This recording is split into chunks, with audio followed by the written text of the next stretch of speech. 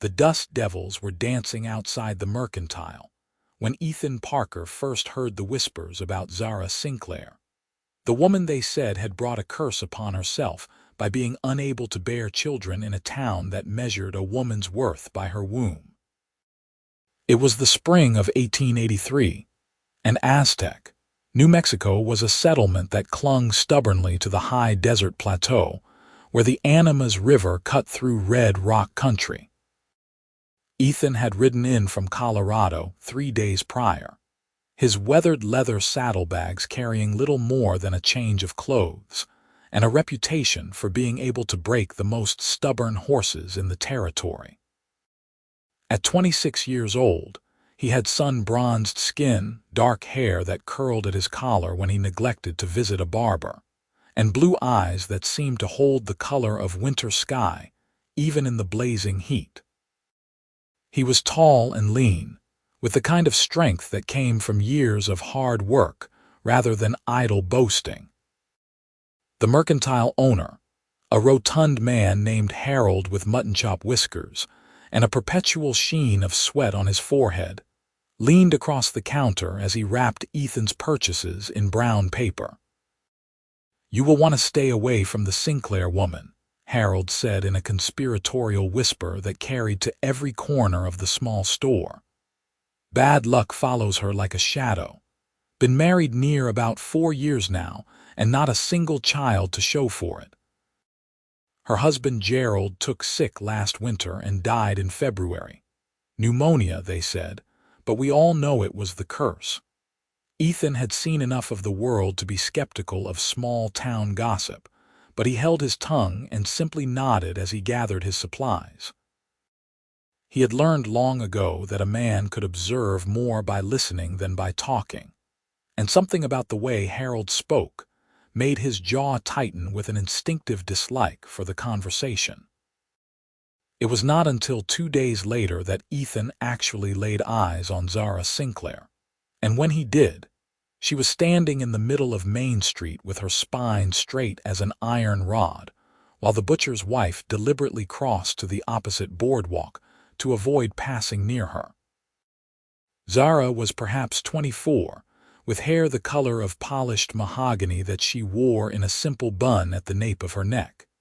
She had high cheekbones, a straight nose, and lips that might have smiled more often in a kinder world.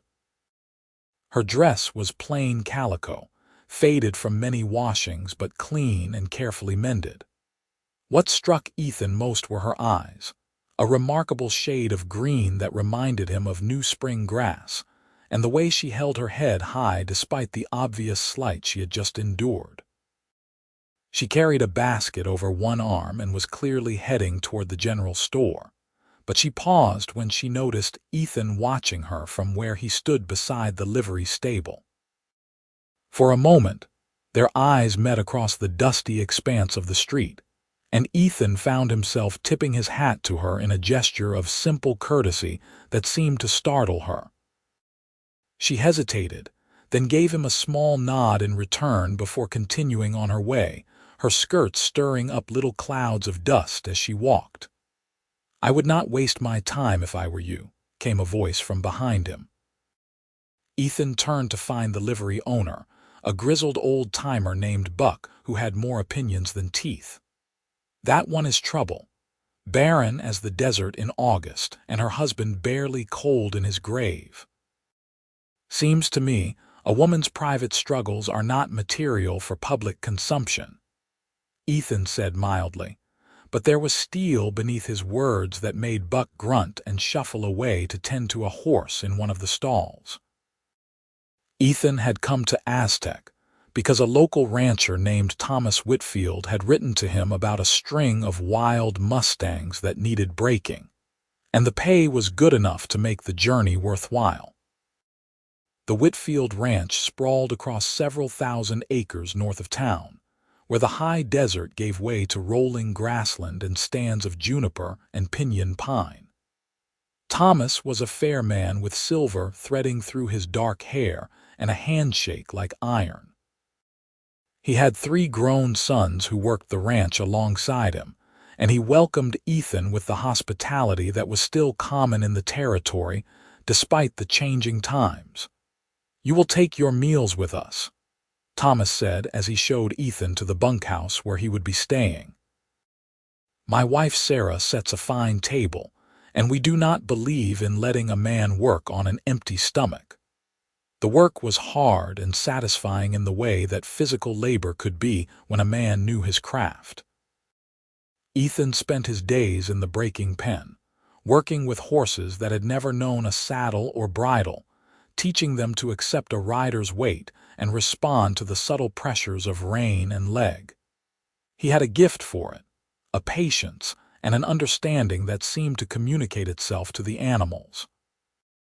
Where other men might have used harsh bits and spurs, Ethan relied on consistency and calm persistence, and by the end of each day, he bore fewer bruises than most bronc riders could claim.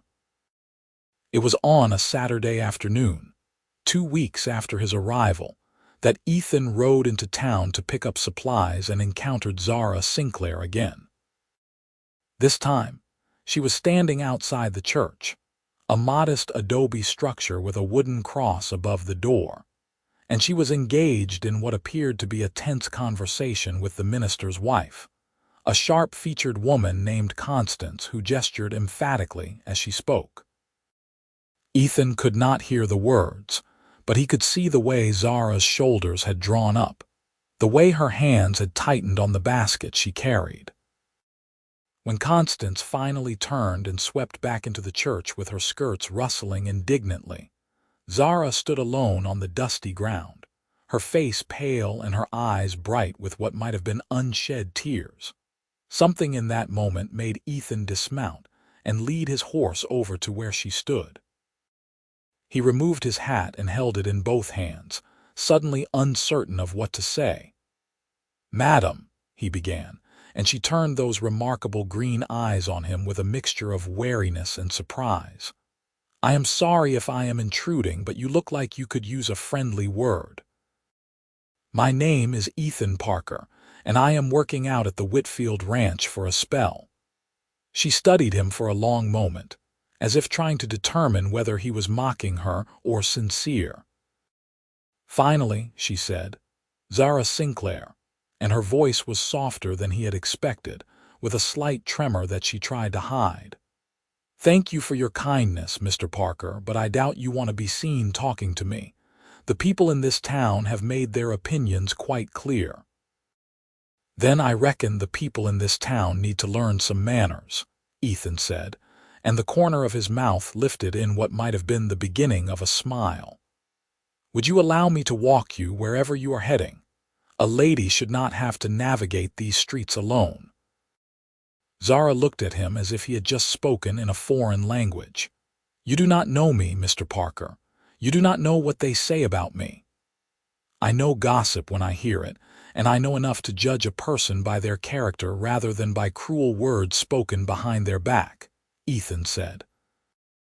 He could see her wavering, could see the loneliness in her eyes battling with the fear of being hurt again.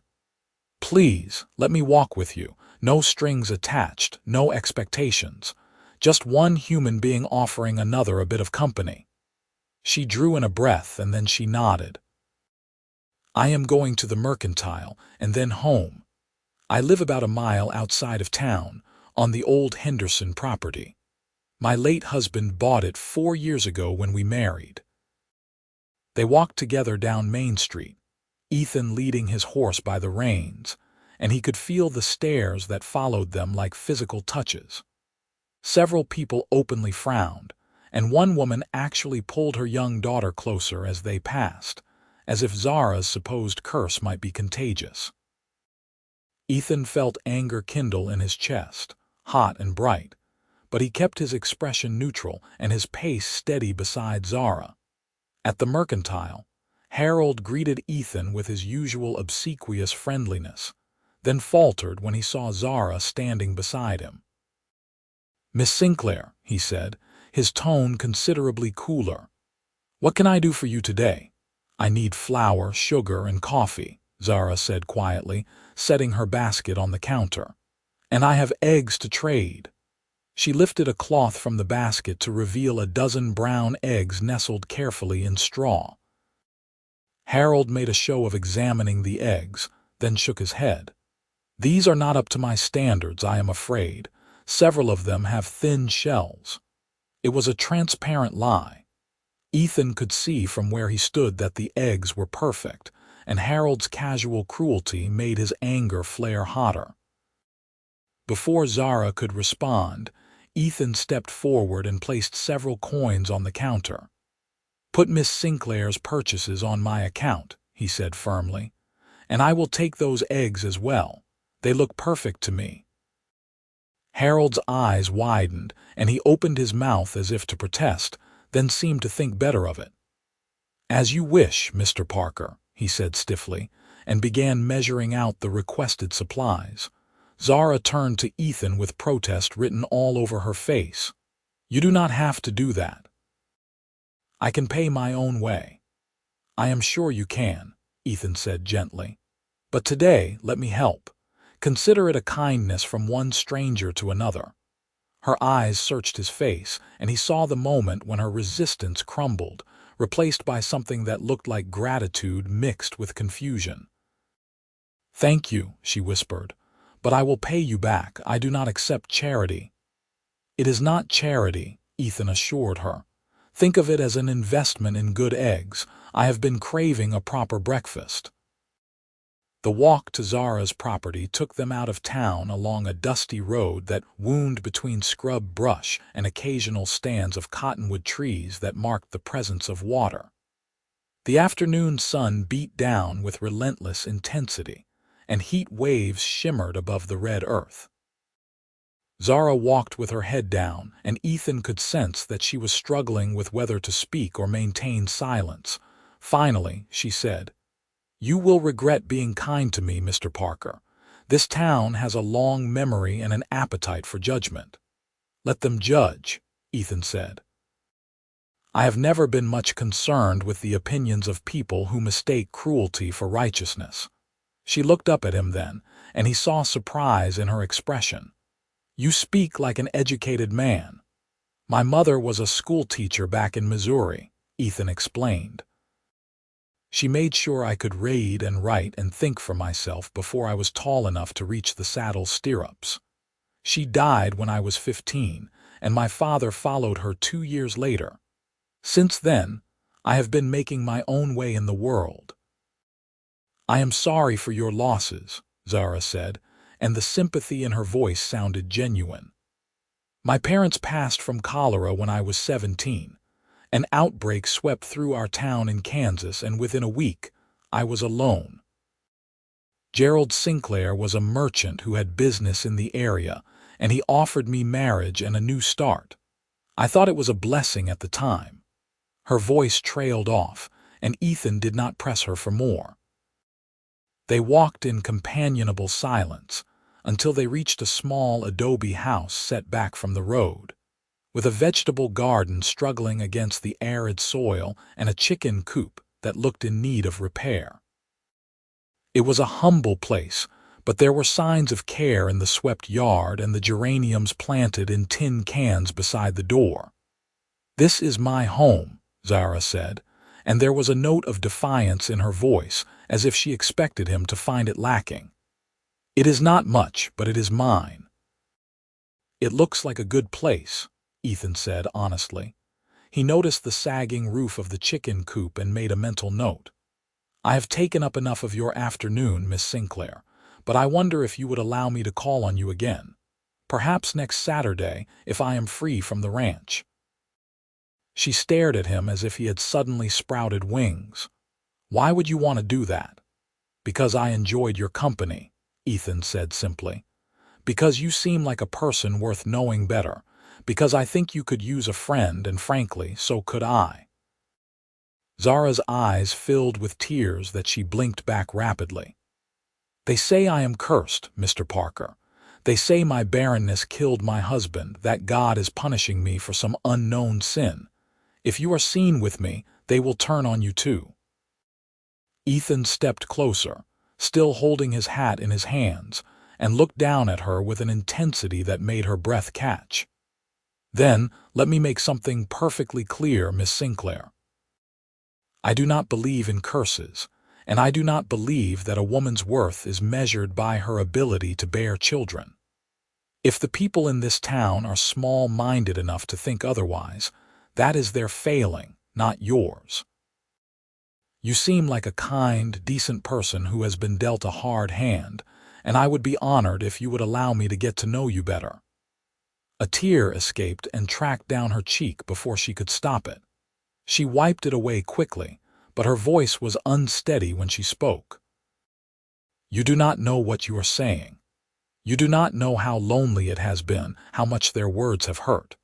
I cannot let myself hope that you mean what you say, because when you realize the cost of associating with me, you will leave like everyone else, and I do not think I can bear that." "I am not like everyone else," Ethan said quietly.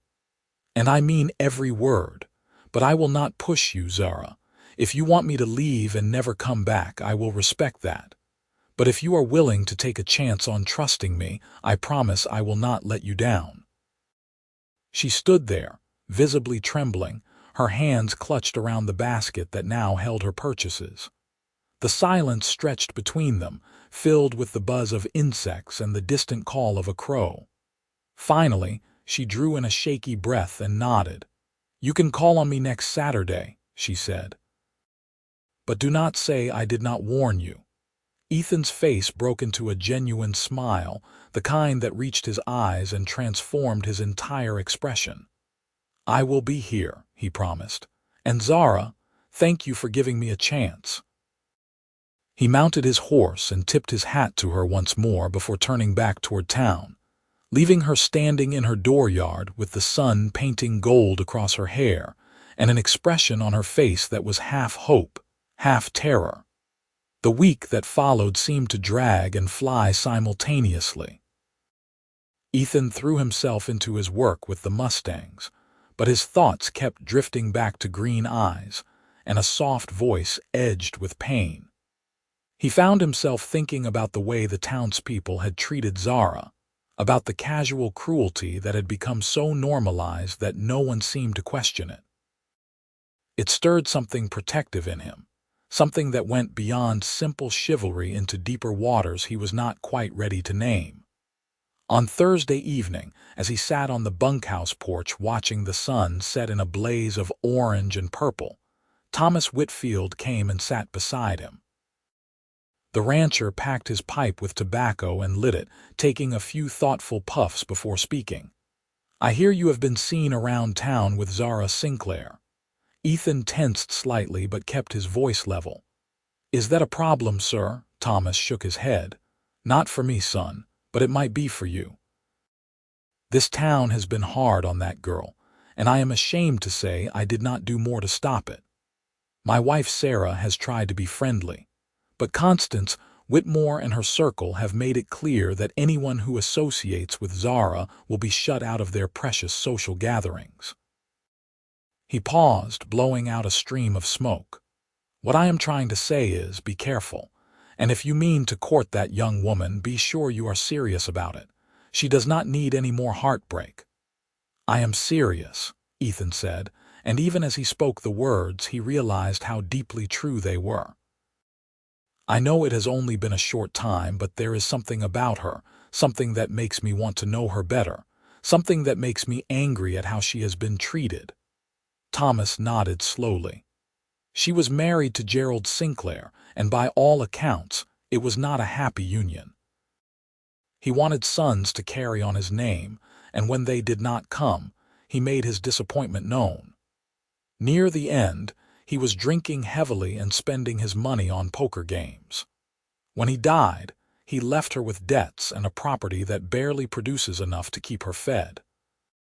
The church took up a collection to pay for his burial, and she has been paying them back ever since, even though she has precious little to spare.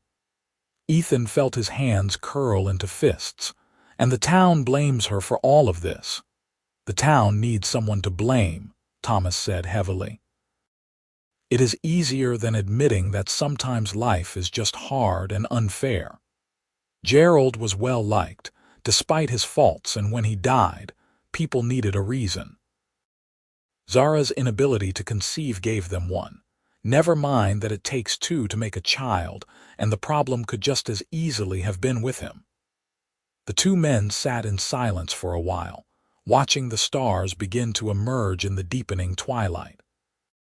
Finally, Thomas said, "You are a good man, Ethan Parker. If you mean to stand by that girl, you will have my support and Sarah's too. But be prepared for a fight. This town does not give up its prejudices easily." Saturday arrived with a clear sky and temperatures that promised to soar by midday. Ethan finished his morning chores early, cleaned himself up as best he could with cold water and a sliver of soap, and put on his cleanest shirt. He had stopped at the mercantile the previous day and purchased a few supplies, ignoring Harold's knowing smirk, and now he packed them carefully into his saddlebags along with a small bouquet of wildflowers he had gathered from the rangeland. The ride to Zara's property felt both too long and too short.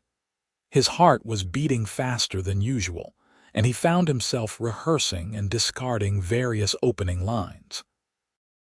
When her house came into view, he saw her standing in the garden, wearing a faded blue dress and a wide-brimmed straw hat to shield her face from the sun.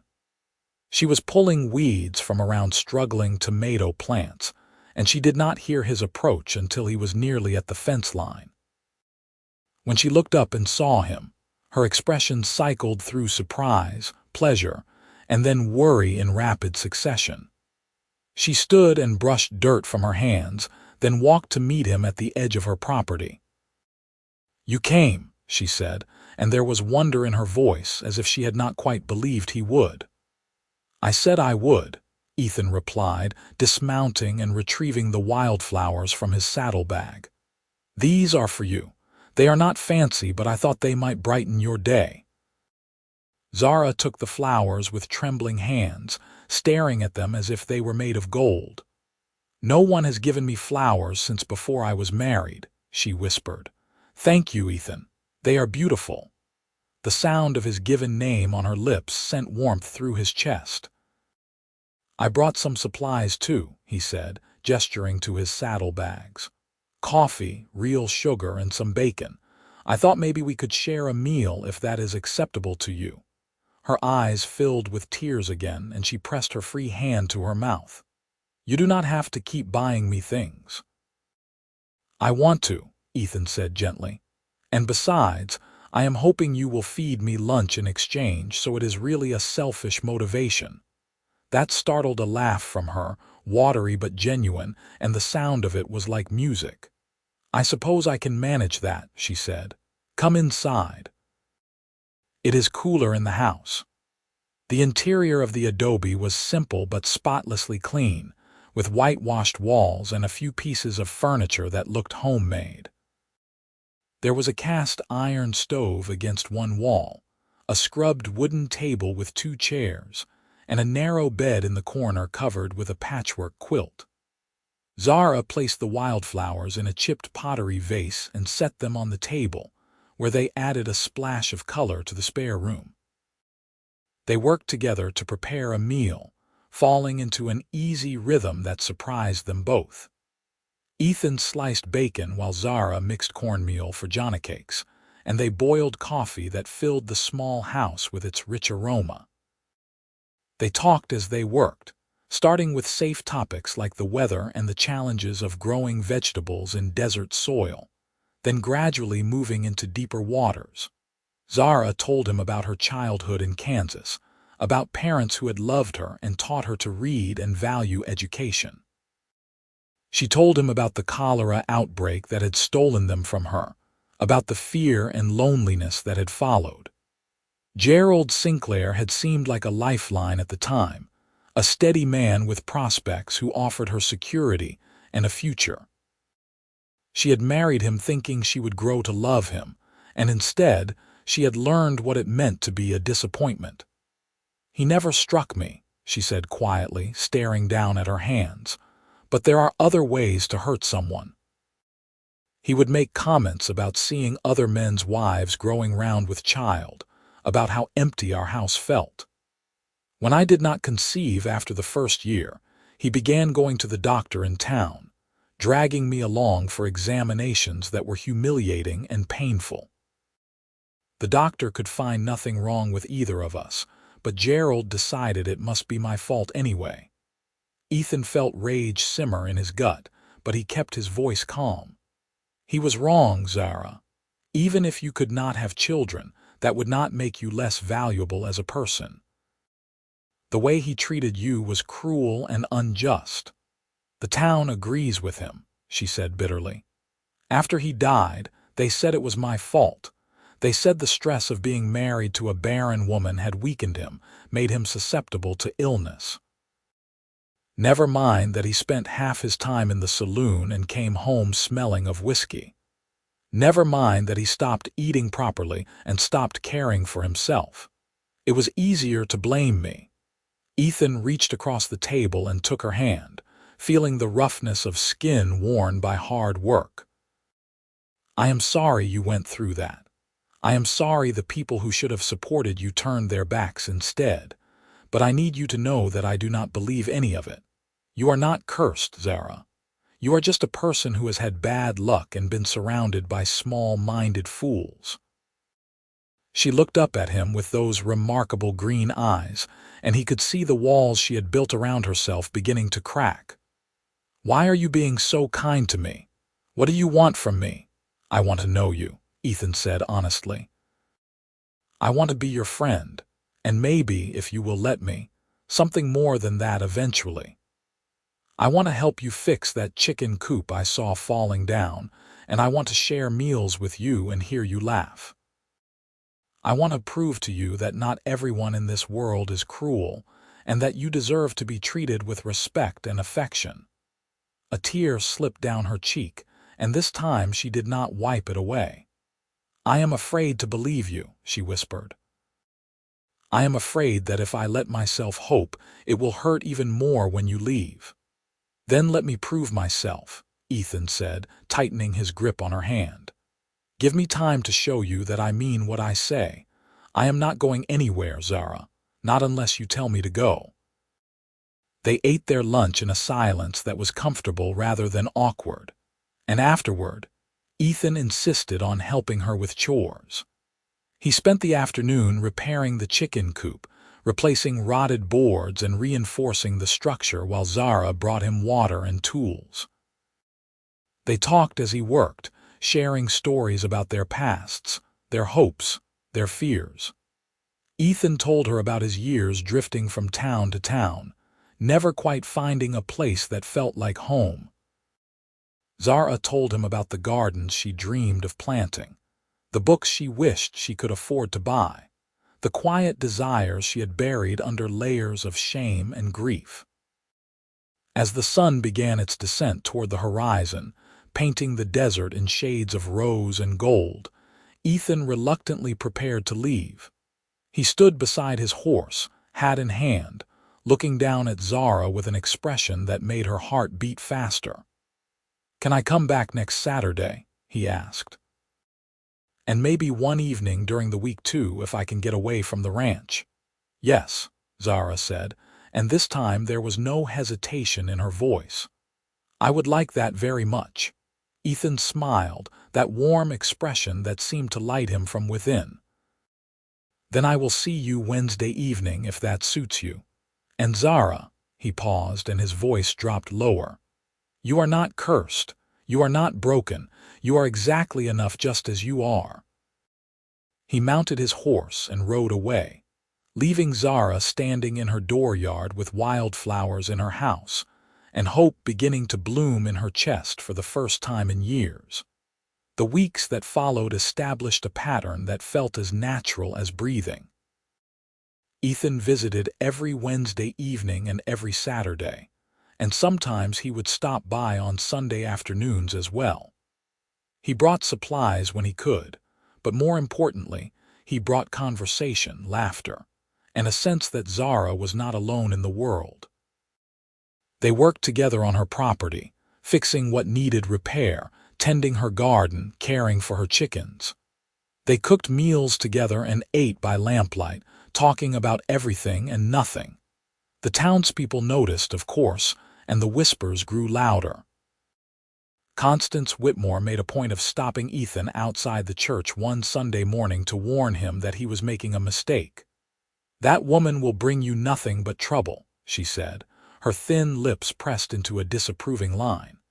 "She is unnatural, Mr. Parker. A woman who cannot bear children is defying God's plan." Ethan looked at her with eyes that had gone cold and hard. "Madam, with all due respect, I think you need to examine your own soul before passing judgment on others.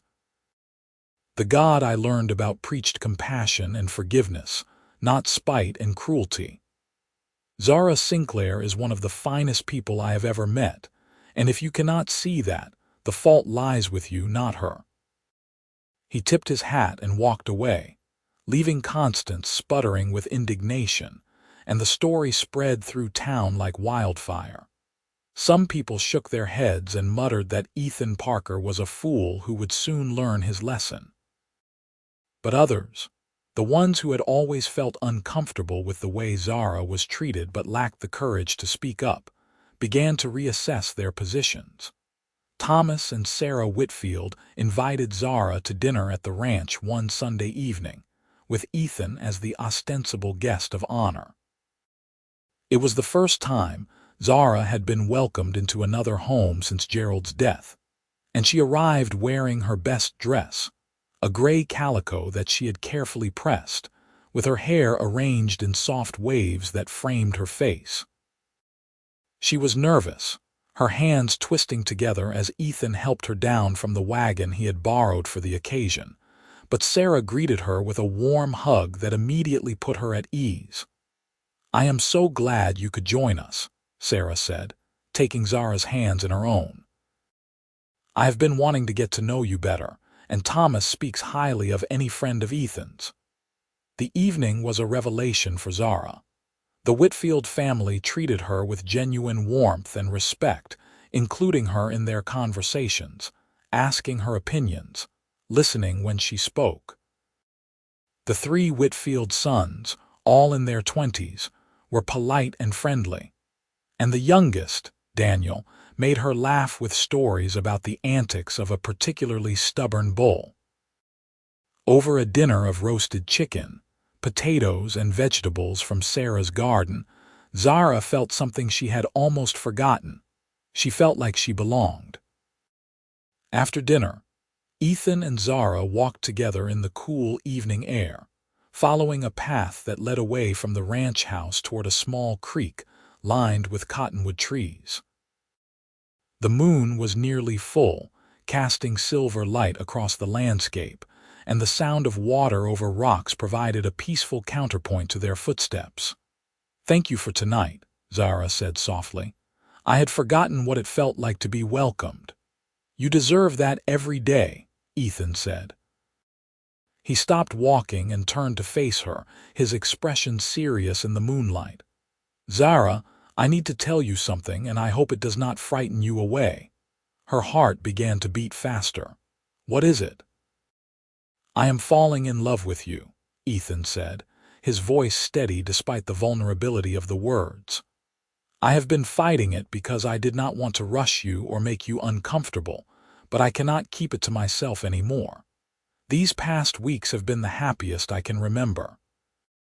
When I am with you, I feel like I have found something I did not even know I was searching for. You are kind and strong and brave, and you make me want to be a better man. I understand if you do not feel the same way, and I will not pressure you, but I needed you to know." Zara stared at him, her eyes wide and shining with tears. "You love me," she whispered. "Even knowing that I cannot give you children, even knowing what people say about me. I love you because of who you are, not despite anything," Ethan said firmly. He reached up and gently cupped her face in his hands, his thumbs brushing away the tears that had begun to fall. If we are blessed with children someday, that will be wonderful. If we are not, that will be fine too, because you are blessing enough for me. Do you understand? You, Zara Sinclair, are enough. You have always been enough. The dam broke then, and Zara began to cry in earnest, years of pain and loneliness pouring out in great shuddering sobs. Ethan pulled her into his arms and held her while she wept, murmuring comforting words and stroking her hair. When the storm finally passed, Zara pulled back enough to look up at him, her face blotchy and wet but more open than he had ever seen it. "I love you too," she said, her voice raw but certain. "I have been so afraid to admit it, even to myself, but I love you, Ethan Parker. You have given me back something I thought I had lost forever. You have made me believe that I might deserve happiness after all." Ethan smiled, that wonderful warm smile that transformed his whole face, and then he leaned down and kissed her. It was gentle and sweet, a promise rather than a demand, and when they finally pulled apart, they were both breathless and grinning like fools. "Will you marry me?" Ethan asked, the words tumbling out before he could second-guess them. "I know it is fast, and I know we should probably wait longer, but I am certain about this, Zara. I am certain about you. I want to build a life with you. I want to wake up beside you every morning and fall asleep beside you every night. I want to face whatever the world throws at us together. Will you take a chance on me?" Zara's laugh was watery but joyful. "Yes," she said. "Yes, I will marry you, Ethan. I will take that chance." They were married 6 weeks later on a bright October morning when the cottonwoods had turned to gold and the air held the first crisp edge of autumn. The ceremony took place at Zara's little adobe house, rather than in the church, officiated by a traveling circuit preacher named Reverend Matthews, who had a reputation for compassion rather than judgment. Thomas and Sarah Whitfield stood as witnesses, along with their son Daniel, and a few ranch hands who had become friends with Ethan over the months. Zara wore a simple white dress that Sarah had helped her sew from fabric Ethan had purchased in town, defying Harold's disapproving glare to make the transaction. She had wildflowers woven into her hair, and when she walked out of her house to meet Ethan in the swept yard where they had set up chairs for their small gathering, his breath caught in his throat at how beautiful she looked. The ceremony was brief, but heartfelt. Reverend Matthews spoke about love as a choice and a commitment, about standing together against the storms of life, about finding grace in unexpected places. When it came time for the vows, Ethan took Zara's hands in his and spoke in a voice loud enough for everyone to hear. "Zara Sinclair, I promise to love you, honor you, and cherish you for all the days of my life. I promise to stand beside you when times are hard and celebrate with you when times are good. I promise to see you for who you truly are, and to remind you of your worth whenever the world tries to convince you otherwise. You are blessing enough for me, today and always." There were tears in Zara's eyes, but her voice was steady when she responded. "Ethan Parker, I promise to love you, honor you, and cherish you for all the days of my life. I promise to be your partner, your friend, and your companion. I promise to believe in the goodness you have shown me, and to build a life with you that is filled with joy and purpose. You have given me hope when I had none, and I will spend the rest of my life being grateful for you."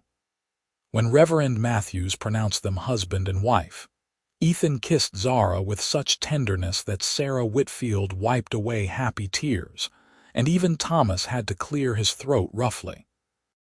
The small group celebrated with a meal that Sarah and Zara had prepared together, featuring roasted venison cornbread, beans cooked with bacon, and an apple pie that Daniel had specifically requested. As the sun began to set and their guests prepared to leave, Thomas pulled Ethan aside. "The offer I made you last month still stands," he said quietly. If you want to stay on at the ranch permanently, I will build you and Zara a house on the property. You are the best horse trainer I have ever seen, and I would be honored to have you as a permanent part of the ranch operation." Ethan glanced back at Zara, who was laughing at something Sarah had said, her face glowing with happiness. "Can I have some time to discuss it with my wife?" he asked, savoring the word wife like it was something precious. "Of course," Thomas said. "Take all the time you need. The offer is not going anywhere." That night, alone in the little adobe house that was now theirs together, Ethan and Zara talked about the future. They lay in bed with the moonlight streaming through the window, Zara's head resting on Ethan's chest, his arms wrapped securely around her. "Thomas offered us a permanent position at the ranch," Ethan said, his fingers tracing gentle patterns on her shoulder. "He would build us a house and the pay would be steady. It would be a good life, Zara, secure." "But," Zara prompted, hearing the hesitation in his voice.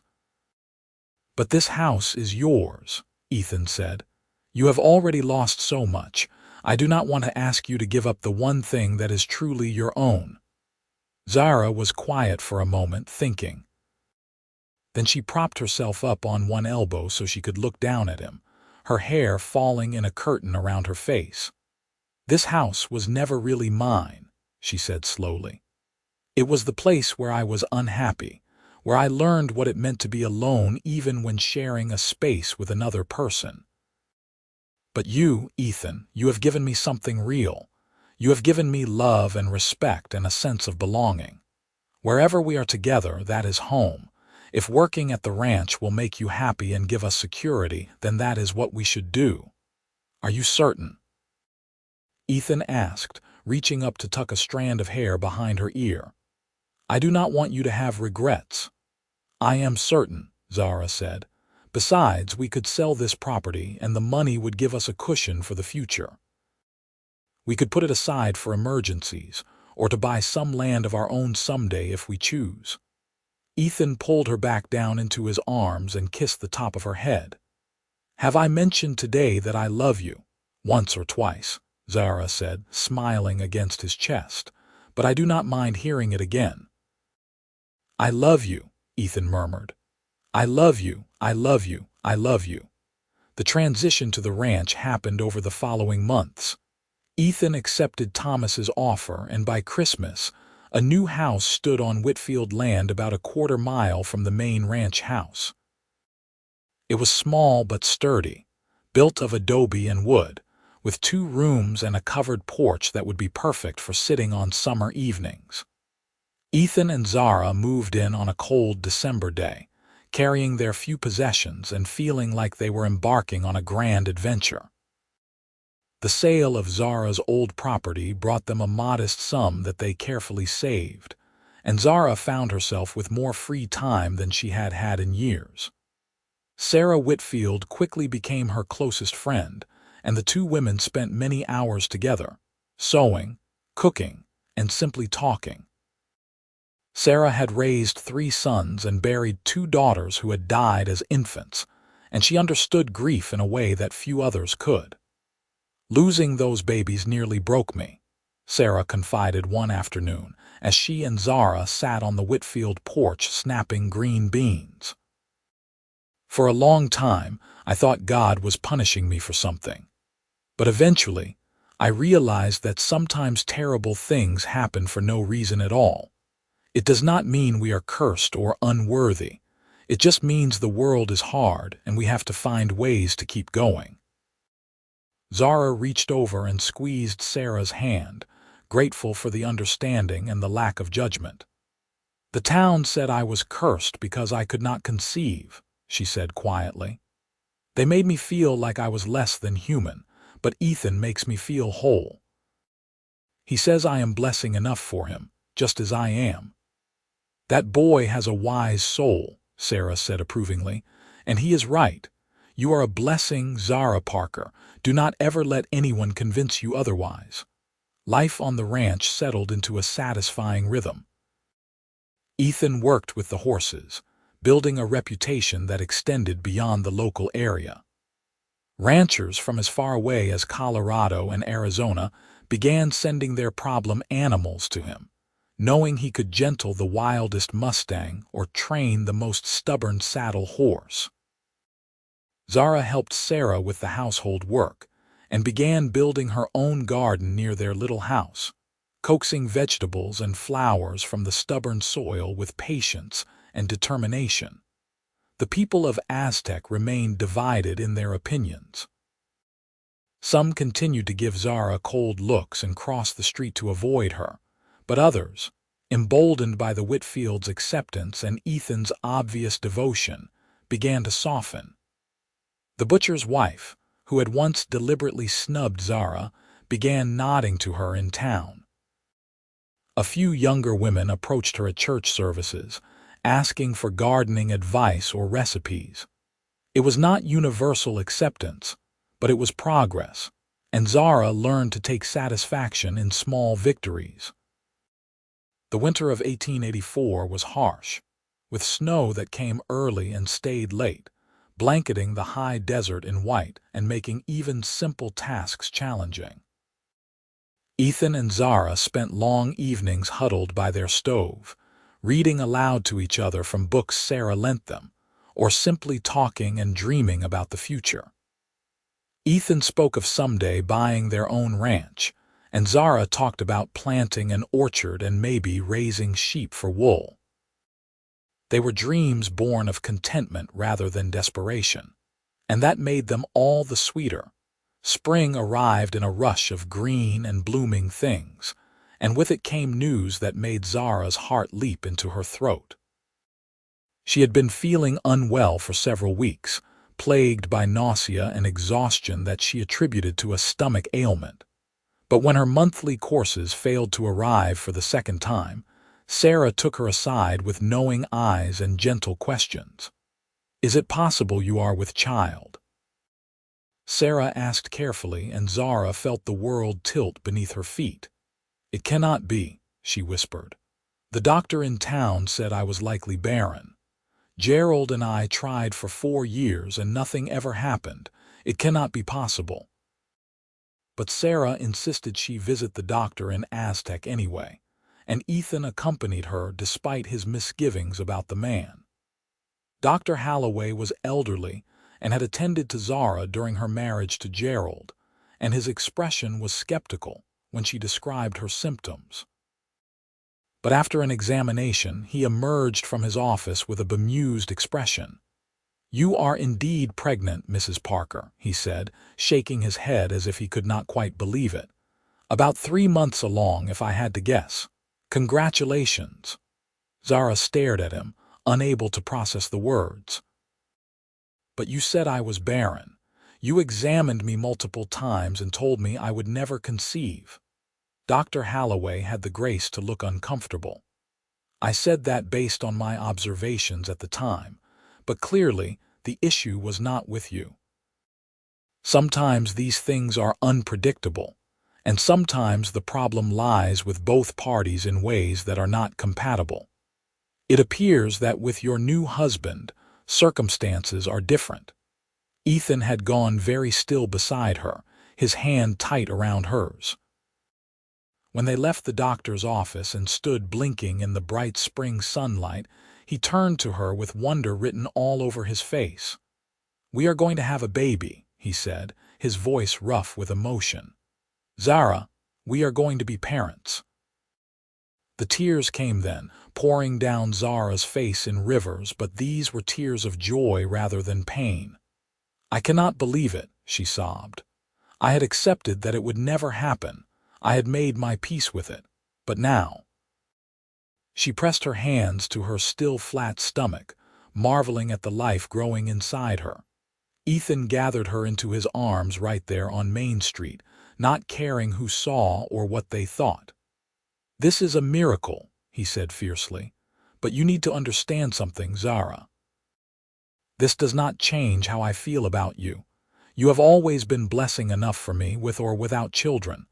This baby is a gift, but you are the true treasure. Do you understand?" "I understand," Zara whispered against his chest. "And I love you so much it frightens me sometimes." The news spread through Aztec like wildfire, and reactions were predictably mixed. Some people, like Constance Whitmore, seemed almost disappointed that their prophecy of doom had failed to materialize. But others genuinely rejoiced, glad to have been proven wrong in their harsh judgments. Sarah Whitfield cried happy tears and immediately began planning what items the baby would need, while Thomas gruffly congratulated Ethan and told him to take whatever time he needed as Zara's pregnancy progressed. The months that followed were filled with anticipation and preparation. Ethan built a cradle from smooth pine, sanding it until there was not a single rough edge that might hurt tender baby skin.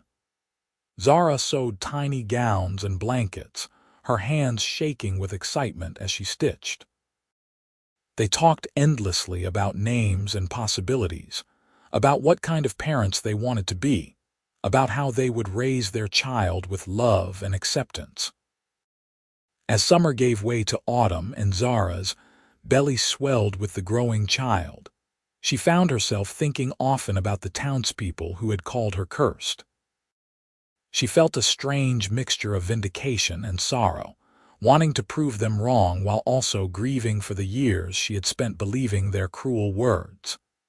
Ethan seemed to sense her thoughts and would often pull her close, reminding her that her worth had never been in question. "You were never cursed," he would say, his hand resting gently on her rounded stomach. "You were just waiting for the right time and the right person. Everything happened exactly as it was meant to." The baby came on a cold November morning after a labor that lasted through the night and into the dawn. Sarah served as midwife, her steady presence a comfort as Zara struggled through the pain and fear. Ethan stayed beside her the entire time, holding her hand, wiping her forehead with cool cloths, murmuring encouragement when she was certain she could not continue. When the baby finally emerged with a lusty cry that filled the small house, Ethan wept openly. Sarah placed the cleaned and swaddled infant in Zara's arms, and both parents stared down at the miracle they had created. "It is a boy," Sarah said, her own eyes bright with tears. "A healthy, perfect boy." They named him Thomas Ethan Parker, after the rancher who had given them a chance and the father who loved him with his whole heart. Tommy, as they called him, had dark hair like his father and eyes that would eventually settle into a color somewhere between Ethan's blue and Zara's green. He was a good baby, quick to smile and slow to fuss, and from the moment he entered the world he was surrounded by love. The townspeople who came to visit in the weeks after Tommy's birth found a household filled with joy and contentment. Some came out of genuine happiness for the new family, while others came out of curiosity, or a desire to confirm that the cursed woman had indeed borne a healthy child. Zara received them all with grace, secure in the knowledge that she no longer needed their approval to feel worthy. Constance Whitmore came calling 2 weeks after the birth, bringing a blanket she had knitted and wearing an expression that was almost apologetic. "I wanted to congratulate you," she said stiffly, clearly uncomfortable, "and to say that perhaps I was too hasty in my judgments. You seem to be thriving and your son is beautiful." Zara looked at the older woman for a long moment, then said quietly, "Thank you for the blanket, Mrs. Whitmore. I appreciate your kindness and I accept your words. But I hope you will remember this the next time you are tempted to judge someone for circumstances beyond their control. Words have power, and the things you said hurt me deeply." Constance flushed and nodded, unable to meet Zara's eyes. "I will remember," she said, and when she left, there was a sense that something had shifted, that a small piece of justice had been served. As Tommy grew from infant to toddler, the Parker household became a place of warmth and laughter. Ethan continued his work with horses, and his reputation grew until he was considered one of the finest trainers in the territory. Zara's garden flourished, producing vegetables and flowers that she sold at the local market, earning her own income and a sense of independence. They saved their money carefully, still dreaming of the day when they might purchase their own land. When Tommy was 2 years old, Zara discovered she was pregnant again. This time, there was no shock or disbelief, only quiet joy and anticipation. The second baby, a daughter they named Sarah Marie after the woman who had shown Zara such kindness, arrived on a warm spring day in 1887. She had her mother's green eyes and a fierce determination that showed itself even in infancy. The years passed in a blur of activity and growth. Tommy and Sarah were joined by another brother, Daniel Joseph, born in 1889, and then by another daughter, Emma Grace, who arrived in 1892 when Zara was 33 and had long since stopped worrying about whether she could bear children. Each baby was celebrated as the precious gift they were, but Ethan never failed to remind Zara that his love for her was not dependent on her ability to give him children. "You are blessing enough," he would say, even as he dandled a baby on his knee or helped an older child with their chores. "You have always been blessing enough." In 1894, after years of careful saving and planning, Ethan and Zara finally purchased their own ranch, a modest spread about 5 miles from the Whitfield property. It was not large, but it was theirs, bought and paid for with money they had earned through hard work and determination. They built a new house, bigger than the one at the Whitfield ranch, with enough bedrooms for their growing family and a wide porch where they could sit in the evenings and watch the sunset. Thomas Whitfield, now well into his 60s, came to visit on the day they moved in, bringing a bottle of whiskey to christen the new house. "I am proud of you, son," he said to Ethan as they stood on the porch watching the children play in the yard. "You have built a good life here. You have proven that love and determination can overcome anything." Ethan looked out at his family, at Zara, who was laughing as Sarah showed her a bouquet of wildflowers, at Tommy, who was teaching Daniel how to skip stones, at baby Emma, who was toddling after the older children on unsteady legs. "I could not have done any of it without her," he said quietly. "She is the strongest person I know. She survived cruelty and loss and came out the other side with her kindness intact. Everything good in my life stems from the day I decided to talk to her despite what the town said." On their 20th wedding anniversary in 1903, Ethan and Zara stood together on their porch as the sun set in a blaze of orange and pink. Their children were grown or nearly so. Tommy at 19 was already showing an aptitude for horse training that rivaled his father's. Sarah at 16 was preparing to become a school teacher, having inherited her grandmother's love of education. Daniel at 14 was fascinated by ranching and spent every spare moment learning from his father. And Emma at 11 was bright and curious, with a talent for drawing that suggested she might become an artist someday. "You remember what the town used to call me?" Zara asked softly, leaning against Ethan's solid warmth. "They said I was cursed because I was barren. They said I would bring misfortune to anyone who associated with me." "I remember," Ethan said, wrapping his arms around her and resting his chin on top of her head. "I also remember telling you that you were blessing enough for me, just as you were, and I was right, Zara. You have always been enough. The children are wonderful, and I love them with everything I have, but they are not what makes my life complete. You are."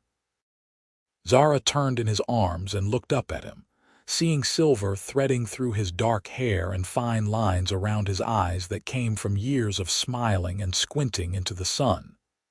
He was still the most handsome man she had ever known, but more than that, he was kind and true and steadfast. He was everything she had never dared to hope for during those dark years after Gerald's death. "You saved me," she said, her voice thick with emotion. "You saw me when I was invisible, and you valued me when everyone else said I was worthless. You gave me a life I never dreamed possible." "You saved yourself," Ethan corrected gently. "You survived when others would have broken. You held onto your dignity and your kindness even when the world was cruel. I just had the good sense to recognize what an extraordinary person you are, and the great fortune to have you agree to marry me." They stood together as the light faded from the sky and the first stars began to appear, surrounded by the evidence of the life they had built together. The ranch was thriving, the children were healthy and happy, and the love between them had only deepened with time. Inside the house, they could hear Tommy playing his guitar while Sarah sang along, a popular song that drifted through the open windows like a blessing. Daniel was likely in the barn tending to the horses one last time before bed, and Emma was probably curled up with a book and a lamp, reading past the time she was supposed to be asleep. "You ever regret it?" Zara asked, voicing a fear she had never quite been able to banish completely. "Do you ever wish you had chosen someone else, someone without all the baggage and pain I brought with me?" Ethan pulled back just enough to cup her face in his hands, looking at her with such love that it took her breath away. "Not for a single moment," he said firmly. "You are the best thing that ever happened to me, Zara Parker. You gave me a home when I had been drifting. You gave me purpose when I was just existing day to day. You gave me love when I did not even know I was starving for it. Everything I have, everything I am, is better because you are in my life." "I love you," Zara whispered. "I will love you until the day I die and beyond." "And I love you," Ethan replied, leaning down to kiss her with the same tenderness he had shown on their wedding day 2 decades earlier. "You are blessing enough for me. You have always been blessing enough." The years continued to roll forward, bringing both joys and sorrows as all lives do. Sarah Whitfield passed away peacefully in her sleep in 1905, and both Ethan and Zara mourned the loss of the woman who had shown them such kindness. Thomas followed her 2 years later, leaving the Whitfield ranch to his sons, but bequeathing a generous sum to Ethan and Zara in recognition of the years of friendship and loyalty. Tommy married a kind young woman named Rebecca in 1908, and they gave Ethan and Zara their first grandchildren, twin boys who filled the house with noise and laughter. Sarah became a beloved teacher at the Aztec school, eventually marrying the new doctor who came to town in 1910, a gentle man who treated her with the respect she deserved. Daniel took over much of the day-to-day running of the ranch, as Ethan's joints began to ache from years of hard work, and he proved to be a skilled and innovative rancher. Emma moved to Santa Fe to study art, then returned to Aztec to open a small gallery where she sold paintings of the New Mexico landscape that drew buyers from across the territory and later the state. Through it all, Ethan and Zara remained the center of their family, the bedrock upon which everything else was built. They grew old together, their hair turning silver, their bodies bearing the marks of time and hard use, but their love remaining constant and true. The town of Aztec changed too. New Mexico became a state in 1912, bringing progress and modernity to the region. The railroad expanded, bringing more people and opportunities. The old prejudices began to fade as new generations grew up without the rigid judgments of their predecessors. And when people spoke of Zara Parker, it was with respect and even admiration, noting how she had overcome adversity and built a life of meaning and purpose. On a warm evening in the spring of 1925, Ethan and Zara sat together on their porch, watching the sun set over land that had been theirs for more than 30 years. They were both in their 60s now, but still relatively healthy, still capable of enjoying their days and each other's company. Their grandchildren, now numbering 8, were scattered across New Mexico and Colorado, but they visited often, filling the ranch with youth and energy. You ever think about those early days? Zara asked, her hand entwined with Ethan's, their fingers interlaced in a gesture that had become as natural as breathing over the decades. When everyone said I was cursed, sometimes, Ethan admitted. Usually when I want to remind myself how lucky I am.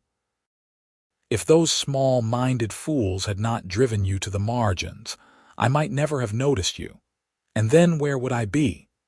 Married to some suitable woman who could bear you children without controversy, Zara suggested with a small smile.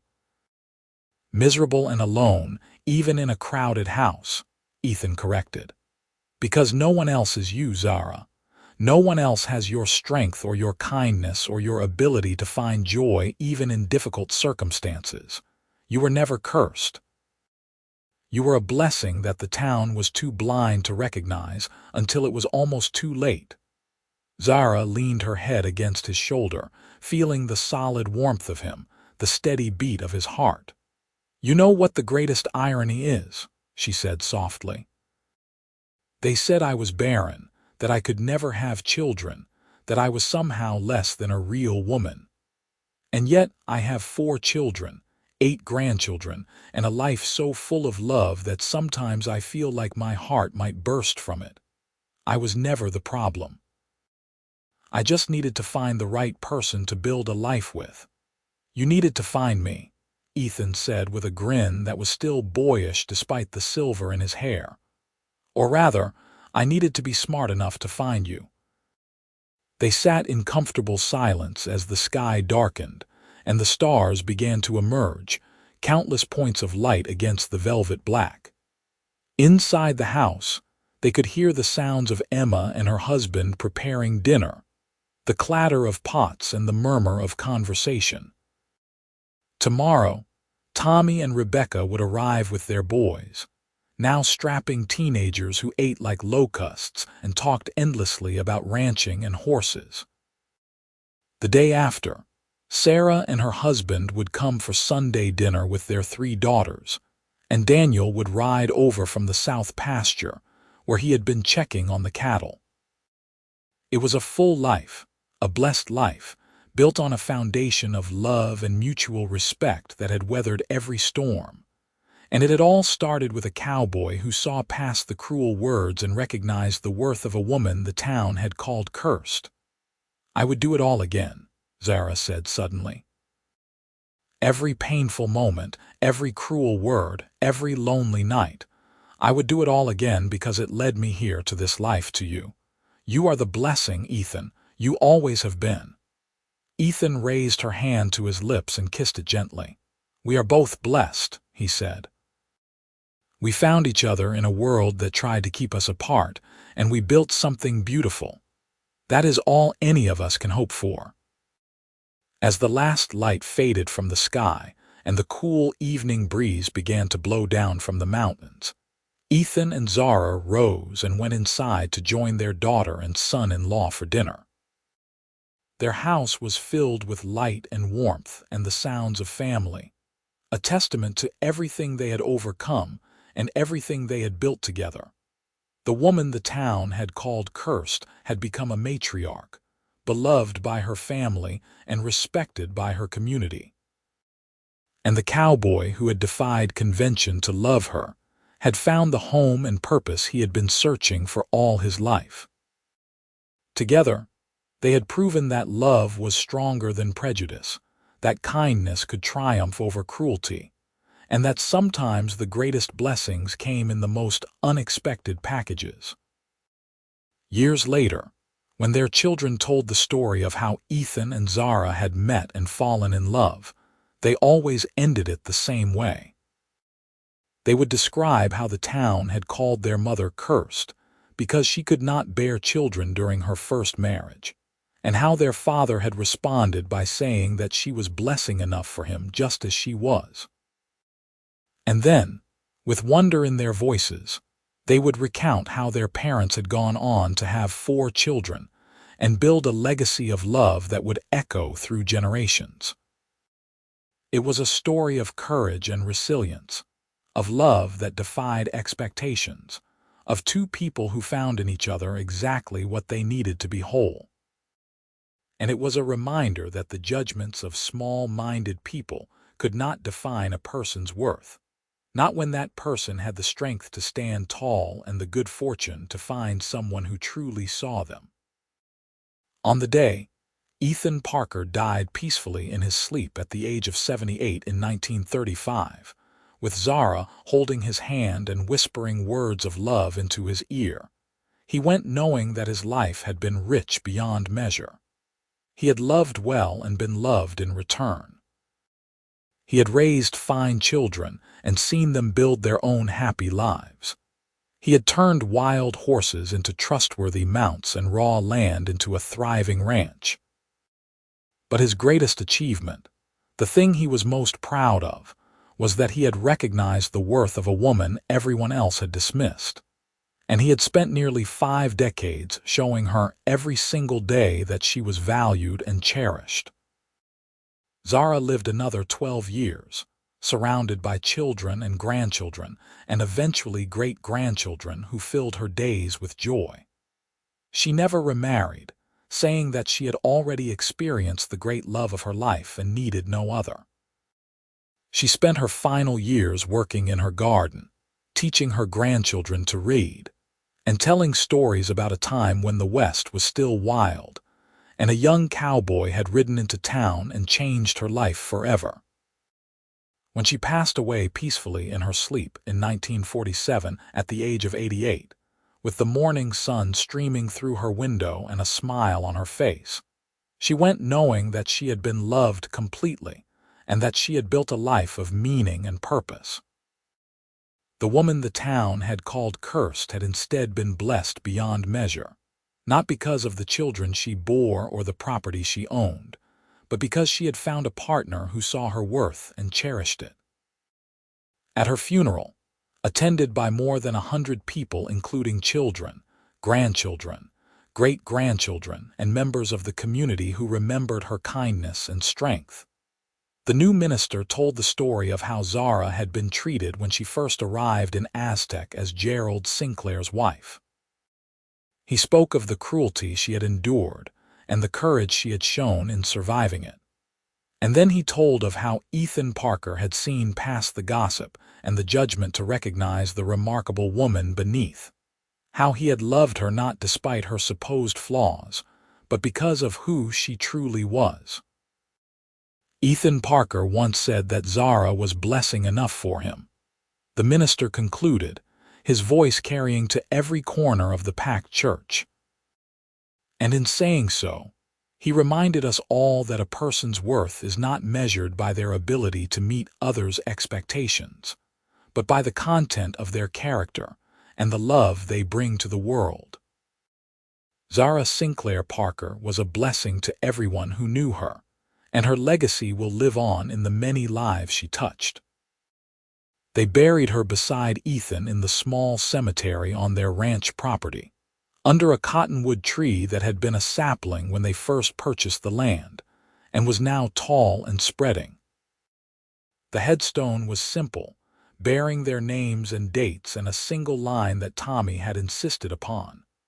Love was blessing enough. The ranch passed to Daniel and his children, who continued to work the land and raise horses according to the principles Ethan had taught them. Tommy's descendants became renowned horse trainers across the Southwest, carrying on their grandfather's legacy. Sarah's children became teachers and doctors, bringing healing and knowledge to their communities. And Emma's artistic talent passed to her children and grandchildren, who created beautiful works that captured the spirit of the land their great-grandparents had loved. Through all the generations that followed, the story of Ethan and Zara was told and retold, a reminder that true love could overcome prejudice, and that every person deserved to be valued for who they truly were. It was a story that began with cruelty and judgment, but ended with joy and fulfillment. Proof that redemption was always possible, and that sometimes the greatest blessings came from the most unexpected sources. The town of Aztec grew and changed over the decades, eventually becoming a modern small city with all the conveniences of 20th century life. But those who knew the history, who had heard the stories passed down through families, remembered the woman who had been called cursed and the cowboy who had loved her anyway. They remembered how Ethan Parker had stood up to the collective judgment of an entire community and declared that Zara Sinclair was blessing enough for him, just as she was. And in remembering, they learned that the measure of a person was not in their ability to meet arbitrary standards, but in their capacity for love, resilience, and grace under pressure. They learned that kindness mattered more than conformity, and that standing up for what was right was always worth the cost. The legacy of Ethan and Zara Parker lived on, not just in their descendants, but in the values they had embodied and the example they had set. They had taken pain and transformed it into joy, had faced cruelty and responded with grace, had built something beautiful and lasting from the ashes of disappointment and loss. Their story was one of redemption and love, of finding blessing in unexpected places, of recognizing worth when others saw only flaws. It was a reminder that every person deserved to be valued, that love could triumph over prejudice, and that sometimes the greatest adventures began with a simple act of kindness and the courage to see another person truly. In the end, the town had called her cursed because she was barren, but the cowboy had seen the truth. He had looked beyond the surface judgments and cruel gossip to see a woman of strength, kindness, and remarkable resilience. And he had said the words that changed both their lives forever. "You are blessing enough for me." Those words echoed through the years, a testament to the power of acceptance and unconditional love. They reminded everyone who heard them that worth was inherent, not earned, and that the ability to see and cherish another person's true value was among the greatest gifts one human could give another. Ethan and Zara Parker's story was not one of magic or miracle, though their children arriving after years of infertility seemed miraculous. It was a story of two people who found each other at the right time, who chose to love despite the obstacles, and who built a life together that was richer and fuller than either could have imagined alone. It was a story that proved that blessing could be found in the most unexpected places, and that love, true love, was always enough.